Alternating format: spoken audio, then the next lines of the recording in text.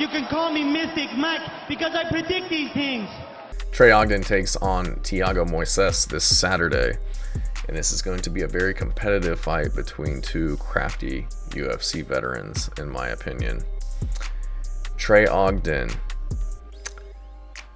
he's been kind of, I don't know if 50-50 is the right word. Coming off of, 2 wins, has a no contest Nicholas Mata, lost to Bahamondes, beat Zell Huber, lost to Jordan Levitt. So maybe not the most impressive career when you take a glance at it, but you look at some of his most recent wins against Loic Radzhabov, Kurt Hallbach. These are tough dudes that he's beating. Very good performance against Nicholas Mota. Ended up being overturned to a no contest. He was dominating that fight. Was winning all 3 rounds. 3rd round, locked up a head and arm choke. The ref stopped it too soon.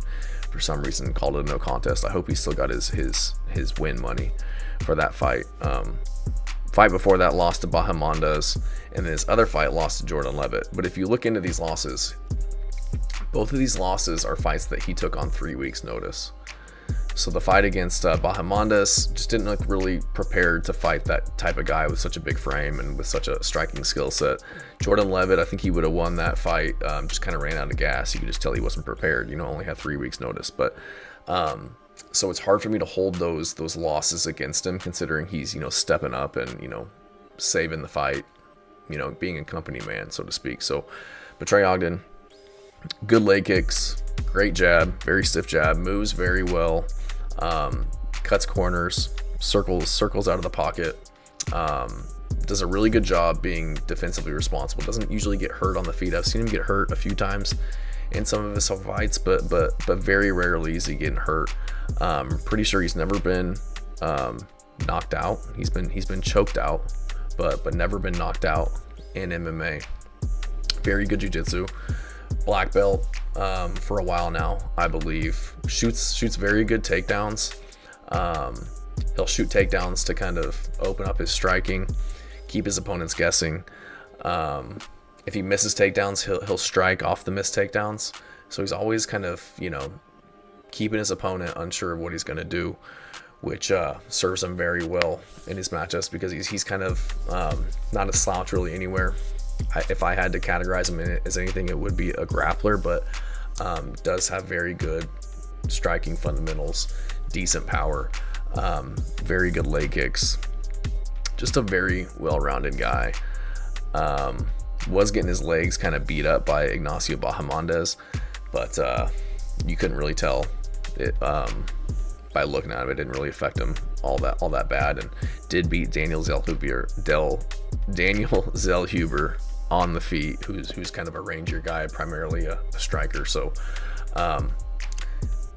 I think he's going to be bigger than Thiago Moises in this fight. I've always thought that Thiago Moises was kind of undersized for lightweight. Kind of gets bullied a lot of the time, in my opinion.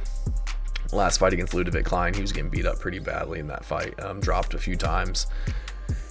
Dropped with just like a straight left, or maybe it was a right hand on the jaw. Didn't look too hard, but kind of fell to his face on the canvas along the cage. Got dropped with a body shot.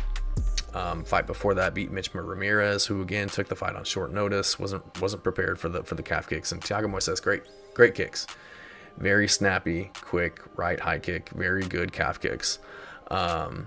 And ended up TKOing Mitch Ramirez, who again took it on short notice. Fought Benoit Saint Denis. Benoit Saint Denis just put it on him, beating him up on the feet, taking him down at will.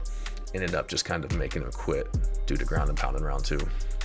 Chokes out Melquizael Costa. Chokes out Christos Giagos. These guys, I just don't rate these guys very high. It just seems like he's beating guys that are coming in off a short notice, so I don't rank very high. Joel Alvarez embarrassed him, beat him up against the fence, was just throwing nasty elbows, standing TKO'd him. He looked decent against Islam Makhachev, but this was, I don't think this was prime Makhachev, and Makhachev was just kind of having his way with him, out grappling him, beating him on the feet. There wasn't really anywhere that Thiago Moises was in that fight. So he's got good striking. Like, he was impressive in the Benoit Saint Denis fight. Like, he will bite down his mouthpiece and he will throw and he will exchange punches, but I feel like eventually he wilts and you can break the guy. And I feel like Trey Ogden has that kind of that pace and that pressure, and he's going to be in your face. He's going to be attacking your legs. He's going to be throwing punches. He's going to be shooting takedowns on you. If you're not getting them, he's making you work. He's making you work to defend him. And I just feel like Trey Ogden, he's got very good wrestling, very good jiu-jitsu. He's going to be bigger than Thiago Moises, so I just feel like he's going to be just as good, if not better, from a skill perspective. But if you layer on top of that he's going to be, the bigger dude, 5'11", what is he, 5'11", 72-inch reach. Thiago Moises is only 5'9", 70.5-inch reach, so he's going to be 2 inches taller, have an 1.5 inch reach. Bigger frame. He looked a lot bigger than we normally see him. Trey Ogden did in his last few fights. So, and like I said, Thiago Moises always just looks kind of small. Like he could drop to 145 if he wanted to. So I know that Thiago Moises is the favorite in this one. Small favorite. I think it was like minus 175 to Trey Ogden plus 145. But I just think Trey Ogden saw an interview that he did lately, saw his performances that we've seen, looking better and better against really tough guys. Again, I think he should be on a 3-fight win streak, not a 2. But Kurt Hallball is never an easy out. Loic Radzhabov, dude's very dangerous on the feet. He was able to kind of hold his own there and shoot and get his takedowns when he needed to. And that's where I see on this one. I see him maybe not winning the striking engagements, but doing enough damage and keeping Thiago Moises guessing enough to get his takedowns. And I think that he'll be able to do damage and control on the ground against Thiago Moises, tire him out, and eventually get the decision, or get the decision. But I could also see him, beating him up on the feet and having a lot of success there, just being the rangier guy with more power and having his striking get opened up because he's shooting takedowns and making Moises think about it the entire time. So I'm going to go with the underdog in this one with Trey Ogden to win this fight against Thiago Moises by decision. Thanks, guys.